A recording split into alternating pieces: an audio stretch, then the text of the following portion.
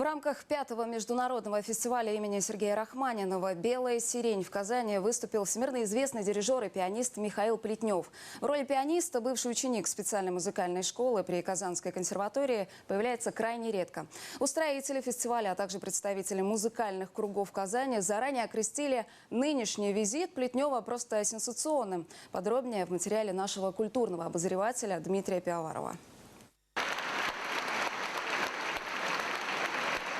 Как отметил ведущий вечера с участием Государственного симфонического оркестра Татарстана под руководством Александра Сладковского и Михаила Плетнева, артист и телеведущий Юлиан Макаров, казанцам повезло несказанно. В России Плетнев практически прекратил пианистическую деятельность, а потому житель Татарстана присутствует при эпохальном событии. Об этом говорил и еле вместивший всех желающих большой концертный зал имени Сайдашева. Для Москвы, для Нью-Йорка, для Сиднея это огромная честь, когда он приезжает как дирижер.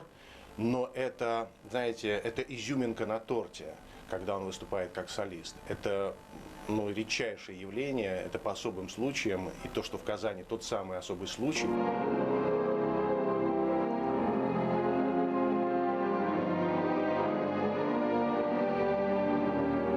Избегающий общения со СМИ, но тем не менее часто упоминаемый в последних по разным поводам, пианист был встречен шквалом оваций. Особый нерв вечера придал выбор музыканта и оркестра. Второй фортепианный концерт Рахманинова, написанный автором после глубокой депрессии и являющий собой словно второе пришествие музыканта.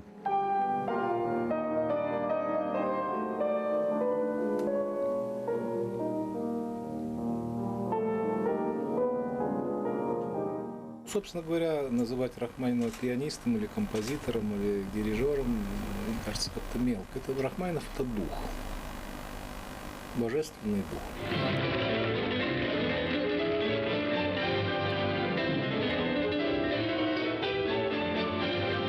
Гениальная музыка пришла к широкому слушателю из киноэкрана в фильме «Рапсодия» с Элизабет Тейлор. Впоследствии второй концерт часто цитировался в различных кино- и телепостановках. Это словно история жизни в разных проявлениях.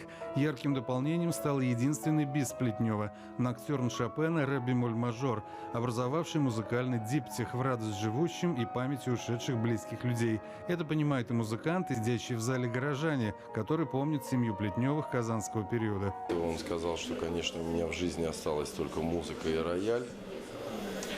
И это, особенно первая репетиция была очень горькой, но потом мне очень было приятно, что Казань все-таки настолько близкий город Михаилу Васильевичу, что, попав в эту среду, он почувствовал себя